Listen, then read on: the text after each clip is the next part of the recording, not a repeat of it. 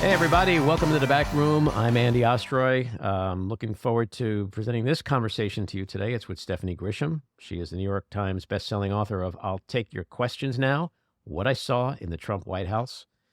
During the Trump administration, she served as White House press secretary and director of communication for both the president and First Lady, Melania Trump.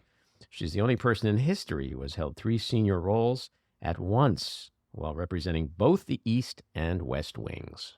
Stephanie, welcome back into the back room. Thank you for having me. I'm excited. Yeah. Is there anything to talk about? Maybe? No, No? this will probably be pretty boring. So, Yeah. Anything significant happened to your old boss this week? so many things. I mean, even this morning, I'm reeling from all the news, honestly. God, I always wonder what people like you walk around with in your head from when you were in the chaos personally. Like your perspective Yeah. on things must be so different. Like one of the first questions I want to ask you is like, what is in Trump's mind right now? And when I ask that, it's actually a two-part question because I want to know what was in his mind the minute he heard the news, but then once Trump processes for like 15 hours, what's in his head then? Like, what is he thinking last night? What is he thinking right now?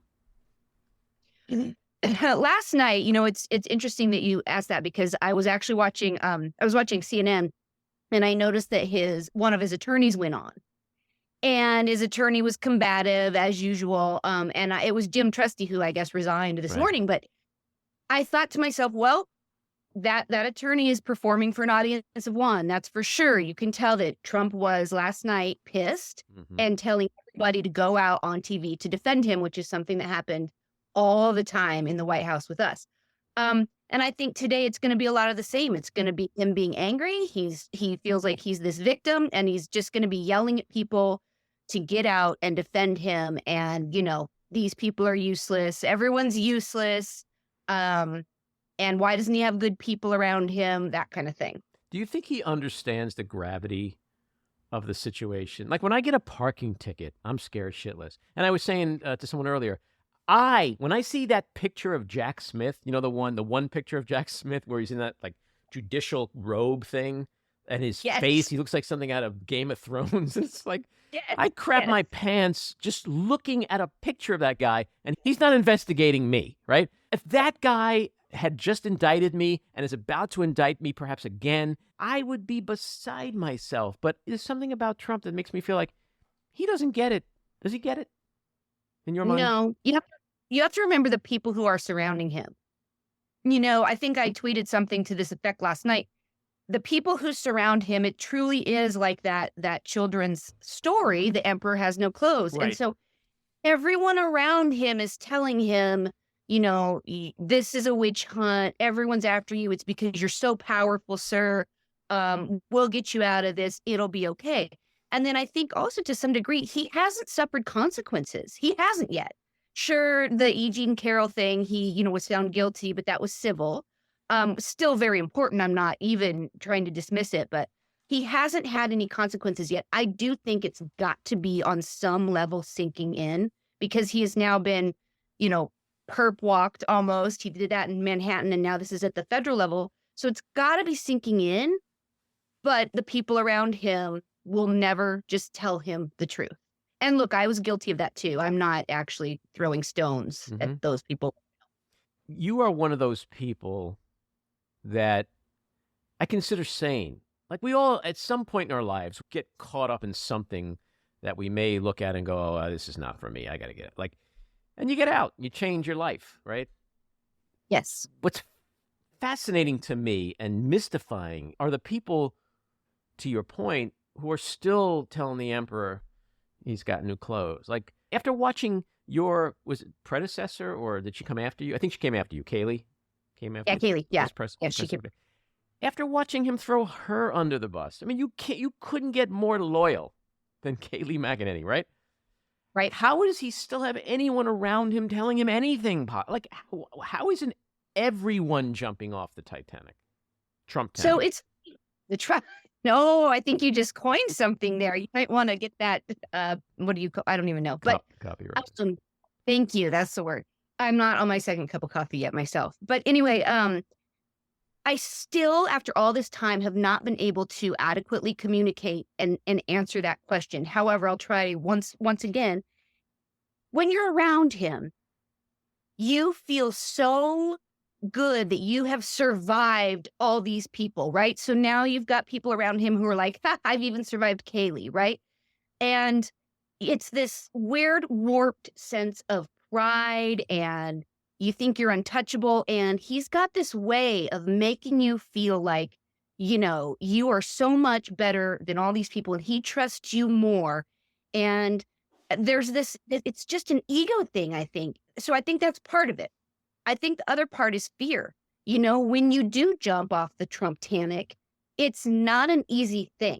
People are not calling you life preservers. I'll tell you that. Right. The left is still pissed at you because you were ever involved. Then now you've got the right coming at you because you're a traitor. You've got Donald Trump coming after you. That's scary. And you have to be strong enough to be sitting on this little island and, worried about your future and how are you going to pay your bills and for your personal safety. And I think that's the other part of it, honestly. Yeah, I mean, but even people that presumably have power in some way or prestige in some way. You take Mike Pence, who this week simultaneously basically said Trump's a monster, he hates the Constitution, he's selfish, he's dangerous, and he should never be president again.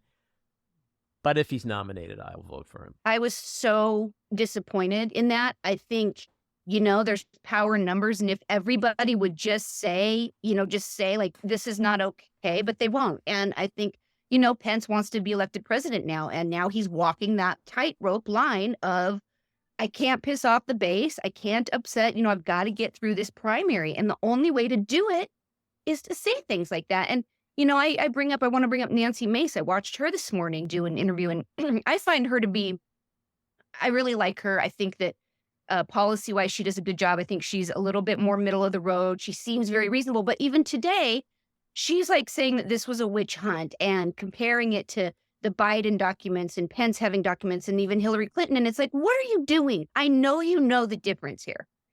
And it's politics, plain and simple. And I think by and large, most of the country doesn't get it because they don't have time to get it. They're working and paying for, food on the table and taking care of their children. And so it's so sick and twisted, but it's politics. Well, it's interesting you mentioned Congresswoman Mace because it seems like in the last several weeks, she's done a bit of a turn. And I don't understand that phenomenon because that's, to stick with the Trump-tanic analogy, that's like being in a dinghy, watching the Titanic, headed for the iceberg, and going, get me on that ship. Right? I think with her, because I don't think her, she's never been super close to him. So I don't think she even had the proximity to power reasoning that I had mentioned. I honestly think with her, they're in an echo chamber there. And she's got McCarthy and she's got all these people who she has to work with every day who are defending him. And there's all this outrage. And she does stand on her own strong often. But I think in this regard, sometimes you're in an echo chamber and all you hear are these one explanations and you can't get out and hear the rest of the world and what they're thinking. And you just lose perspective about what the real people out in the world are thinking, which is what has been amazing for me, having moved so far outside of DC, is to have such a different perspective, talking to normal people, being a normal person living in a small town. Mm-hmm. I think they lose perspective in that little echo chamber of the Capitol. And to your earlier point about Trump, is there, we've been taping all morning and haven't really had a chance to look at the news, but I saw the judge in Florida is a pro-Trump judge. Do you think in Trump's mind, because he's never been held accountable for anything, do you just think he's like, the judge, he's in my pocket? That's yep. It. It's, yep. Or there's going to be a juror, one juror. That's all I need. Hung jury, 100%. Yes. And is that what's floating around his head? It is. And it's also what he's being told. Everyone is telling him, I guarantee you, it is what I would be telling him right now. Sir, all we have to have is one juror who's on your side. And in Florida, we've got a really good chance of that. It's going to be fine. And now with this judge, which I'm really curious about, because it seems like this would be kind of a conflict of interest since she already had the controversial decision before to appoint a special master to the whole thing. Right. You're in the weeds for your listeners, so I'll just stop there. But I just think it's an odd thing. I don't know if Oh, she'll that really was be the the judge. judge, the special master. Yes, Oh, fuck me, yes. Jesus. It doesn't. I literally said those words this morning when I saw that. I Oh, was like, wow. um, Fate. yeah. So, Fate's a bitch. but yes, that is what he's thinking, and it's what he's being told. So the person you describe, literally, it's like I have grandchildren. So when I'm visiting my grandchildren and I want them to eat, I'm like, all right, if you eat your hot dog, you'll get that donut, right? It sounds like that's how you talk to Trump. Like you literally talk to him like he's like a child. Like you have to tell him what he wants to hear and then bribe him and blah, blah, and get him distracted. And like, it's so sick. All of it is just so sick to me. I find it so disturbingly sick, you know? Yeah, and there's no sort of about it. It is that you have to tell him what he wants to hear, and you distract him. People used to bring, if he was in a bad mood or someone wanted things, you would bring him. It could be from the most obscure website, but some article saying how wonderful he is. It could be some teenager's blog. And if you put that in front of him first, he would be like, you would get on his good side. And then, I wrote in my book about the guy we used to call in to listen to music if he was in a bad mood. Called the Music Man was his nickname. And so that is exactly how it was. And I think it's so unbelievable to a lot of people that they just don't believe that to be true. They don't want to believe, that this powerful man who was president had to be handled that way. And then, the people who are still around him now, again, they don't want people to know that. They want people to think that they are, advising him and really making a difference. When you're in that mode with him, like in real time back then, are you drunk on the Kool-Aid so you don't realize what's happening? Or as you're giving him his donut, do you realize, God, I have to give this fucking grown man, the president, a donut? Do you know what's happening? Or do you not know it until you're out of it? Because you're so caught up in it. Such a great, I would say you know what you're doing. You're giving him a donut, right? But in your mind, you think you're giving him a donut for the good of the country. Like if you can make him happy with this donut and get him to make some decisions or change his mind on some decisions, you've done something good for the country. And I think that for me, and I'm sure others who would admit this and also who don't know it yet, but that's how we justified it was, you know what? He's out of control, but I got to stay here to try to, and I've said this before, a lot of people did stop him from making a lot of decisions, or a lot of people did get him to do a lot of good things, that, he didn't want to do. So that I think is the mindset. You're out of it. You're like, what the fuck? I was giving this guy donuts under the auspice that I was helping the country. And, you feel kind of stupid. But when you're in there, I think that's how you justify But it. is it a gradual transformation? Like when you're still like chucking munchkins in his face like a circus poodle with treats, right? Is there a moment where you're like, oh, this isn't about the country anymore? And then at some point you're out. Right? Like yeah. And I think that would almost be a different answer for everybody. But personally for me, yeah, when I started to see and hear some of the things he would say privately, see his temper, see how he treated people, hear some of his ideas. And again, the answer to everybody is, Stephanie, you knew who he was, when you started. Right. Sure, to a degree. But then you really see some things behind the scenes and you start getting just the way you start getting treated. Yeah. You start knowing and thinking, what the fuck am I doing here? And then it's like you feel trapped because if you leave, everyone is going to come after you. And will you have a job? And will you survive? And how will you pay your bills? It's truly scary. And, I still to this day, when I talk, everyone's like, I don't forgive you. You were complicit. You deserve to rot in hell. And it's like, well, should I just stop talking now? What do you want me to do?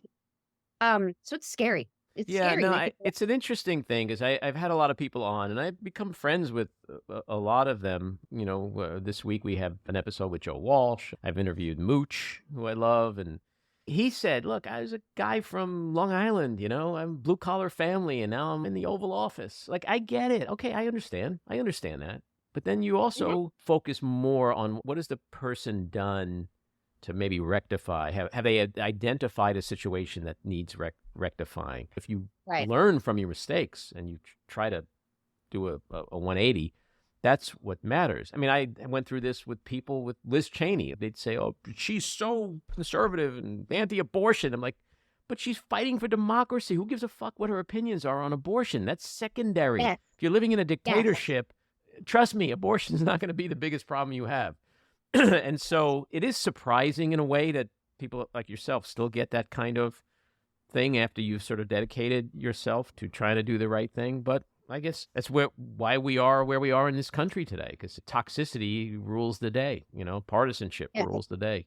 What about Melania and the kids? Like, what is Melania thinking right now? So she's thinking this is his problem and I'm just going to go on with my life. It's funny. I saw last night, I was up really late and I happened to see on Twitter some story where it shows her actually yesterday walking out of Trump Tower and she's got glasses on and no makeup. And I think the headline was like, Melania Trump looking grim and worried ahead of her husband's indictment. And I'm like, what if she just had a fucking headache? Like, what? Don't apply any feelings to that woman because I can tell you she thinks this is his problem. And she is going about her business and she's being a mom and she's spending time with her parents and she's doing her own thing like she always has done. But still together with him, or is it there like some Yeah, but shadow separation that we're not aware of? Or see, I mean, they have very separate lives. So I don't think there's a shadow separate. I mean, this is how it's done. After Mar-a-Lago season ends, he goes to Bedminster. She spends a majority of her time in New York. Sometimes she'll go to Bedminster on the weekends, but that's because their son likes to go and golf and do things. And, she shows up when she's really needed or called upon. And she very much thinks this is his problem. And, you notice she hasn't been putting out all kinds of statements in support of her husband. She certainly hasn't been going to different, court things with him. It's just she does her own thing. yeah, there have been no "it's a witch hunt" tweets coming Yeah, from no. Melania. And what about the kids? Like, I was thinking last night that probably the most devastated Trump is Ivanka, because she so desperately wants her old life back and probably knows she's never going to get it. She's not even going to get anything close to it. I mean, she's practically, what did she change her name basically to Kushner the other week? I don't think Eric and Don feel the same way because they're just leeches. Like, they have no life without daddy. But I think she had a decent life without daddy. And I he think so. destroyed that. And she was a willing participant in that to a certain degree, I think. But what do you think the three of them are thinking right now? I'm hearing what I've been hearing from people for quite a while is that it's a very separate relationship that, they maybe chat with phone calls, but they don't spend really a whole lot of time with him. And I think, again, knowing them the way I do, they've always, Jerry and Ivanka, they've always been very concerned about how they look, in terms of to the public, their image. So I think that they're just kind of standing back and she'll always say, I love my father. I support my father, but I don't always support his decisions. I think it's going to be kind of that message from them. And you're right about Eric and Don Jr. I think that they've had a lot of success because of their father selling trinkets. And, Lara Trump has been on TV and continues to go on TV defending him. And so they've really benefited from him in all of this mess. And I think they'll constantly always defend him. Yeah. Don Jr. last night on Twitter, he was having a bit of a meltdown. Yeah. It's interesting. Yeah. But Like, always having a meltdown about something. he's like Kendall from Succession, like he's going to be standing at the water's edge soon. And unfortunately, I don't think there's going to be a Colin standing near him to stop him from jumping. I think that's Junior's future, in my opinion. Not to get morbid and dark, but are you happy today? Yes, I am very happy today. I am more at peace and happy and confident than I have ever been, which I think is just a part of life. Like you said, growing up, I think that as I'm aging, I'm just becoming more and more comfortable with myself. But yeah, to stand back and watch everything and to constantly know that I made the right decision and that I do keep doing. I have dedicated myself to trying to stop this man from being in office. I am happy, but I still wrestle with a lot of guilt, and I still get very bummed out and sad when people are hateful towards me. So I'm a human. I still have feelings, but No. I'm in Mhm. such a good place, and that's not like bullshit. I'm not trying to tell everyone everything's perfect now. Of course it's not, but No, I think one of the I've got things that I think people who do like you would say that you do come across very authentic. You call it as it is. You don't seem to bullshit. When it's been ugly, you said it's ugly, and you talk about the good, the bad, and the ugly. Are you happy when you see things like last night? Like, does this indictment make you happy? no, it's funny because I got a lot of texts last night that said like, I hope you're popping some champagne or you must be so happy right now. Um, it makes me feel good in the sense of maybe potentially this will show people who he is. It makes me feel hopeful, I guess, which is so silly because after everything, I don't know that anyone's going to change their mind Mhm. at this. But it makes me hopeful that there will be consequences for a lot of his behavior. But it doesn't make me happy for the country. We shouldn't be dealing with this. Mhm. We should It be concerned about what's happening around the world and in our own country. We shouldn't be dealing with this. but it is a win for the rule of law and the Constitution and democracy and uh, Maybe. It depends on how it all turns out, I very, guess. very true. Very true.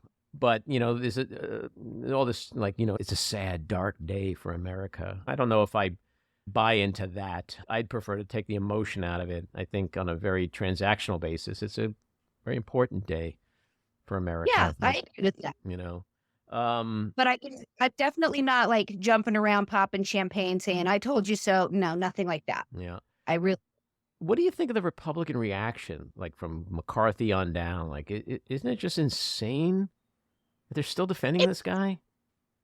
you haven't seen the indictment yet. You don't know what they have. Right. In fact, it's so interesting you asked me that. Last night I was watching and seeing all the reactions and I was thinking, exactly what I just said. And I'm like, guys, just pretend to wait it out and see what they've got. And then this morning there's that damn recording Right. and that transcript. And he says, the former president says, I could have declassified it, but I can't now. Look.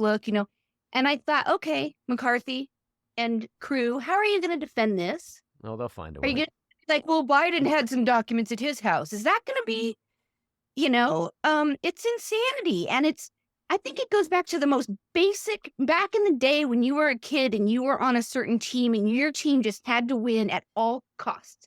That's where we're at. It's not like, well, sorry that Joey on my team is an asshole and cheated and stepped on your teammate. No, we didn't do anything wrong and we just have to win. Yeah. We used to live in a country where partisanship ended at the border, right? We all agreed on who our enemies were. We agreed on who our allies were. We're living in an upside down world now. We hate Zelensky. We love Putin. We love Kim Jong Un. We overturning elections is okay. Storming the Capitol, killing and beating up cops is fine. Like, yeah, it's Yeah. insane. When did the Republican Party had that turn? And I can't believe they made that turn for Trump, of all people. Well, but I don't think it's that simple. I don't think it is for Trump. I think if they had an inkling that they wouldn't lose their own seats in Congress and their power if they turned on Trump, they would turn on Trump. I do Yeah. believe that. They're not doing this because they truly, and I know, they all talk behind closed doors about what a pain in the ass he is, and they just wish he'd go. But they can't do that because they will be primaried and they will lose their own power. That I believe that with all my heart. This is not about Trump, it's about them. And shame on them. But also it's sad because the voters will put somebody else in power. I mean, it's craziness. And it's almost akin to being in the White House when people are like, why were you there? Well, if I'm not there, somebody crazier could be there, and I don't know what's going to happen. And I know that is how the people in Congress are justifying it. if I'm not here, I get primaried and some wackadoo takes office, who knows what's going to happen? I understand how you can shape the narrative any way you want. You could say, yeah, Trump's crazy, but with us here, much worse won't happen. And so, Yes. but you can attack each and every one of them on whether or not they contributed or not to the craziness, because had they collectively, Mattis, all these guys, if they just stood up, if Mitch McConnell said, I was with Trump up until the treason, could any one of these people or together, could they have just stopped this? McCarthy on January 7th, 2021, had a golden opportunity to stop it all, and he chose not to. So I don't know. Where does it end? How does it end? Can it end? I don't know. Are we too far gone? Well, yes, I think we are quite far gone, because I think at this point, even if let's just say for the sake of it that Trump ends up at somewhere down the road in jail and he's like gone, right? I think that the new monster is the extreme MAGA base that everybody is held hostage by now. So whereas a McCarthy now, if, Trump suddenly were just gone, he's still held hostage by the extremism that to put him in office, to keep him in office, etc. So on the one hand, I think the Republican Party is very far gone. But on the other hand, I believe fully that the general election, no extreme MAGA person's ever going to win a general. So I think that in that regard, the country has a little bit of a, safety net. I don't believe anybody extreme will ever be in the White House again. And speaking of that, 2024, is there anybody non-Trump who you think has any kind of chance, who is an interesting candidate, who appeals to you in particular? Well, those are two different answers. Do I think anybody that appeals to me? I don't think they have a chance. I don't. I really like why I'm blank Asa. Why am I blanking on his? Thank you. Jeez. I'm saying I like him. I can't think of his name. But I do like him. I like his message. And then I love Chris Christie's message right now. I think that, again, he calls a spade a spade. He calls it as he sees it. And I think that's important, but I don't think either of them really have a path. I can't get behind DeSantis. I can't. His issues socially, I just can't. I cannot get behind. Pence, I think he's got some good messages, some good policies, but you can't talk out both sides of your mouth, and that's what he's doing. So the short answer is, I think that right now, today, we're stuck with Trump as the nominee, but that could change. I'm hopeful. Well, we'll leave on that note. Stephanie, always a pleasure to have you on. Hope you'll come back again. Thank you. And take care. Yeah. Bye-bye. Bye. That's episode 83. If you like what you've been hearing, and even if you don't, let us know. We appreciate the feedback. You can leave us a message at 845-307-7446. Email us at backroomandy@gmail.com or tweet to me at Andy Ostroy. And when you listen, please take a quick moment to rate and review. It's very helpful. Also, take a quick moment to subscribe or follow us. You'll get notified every time we post a new episode.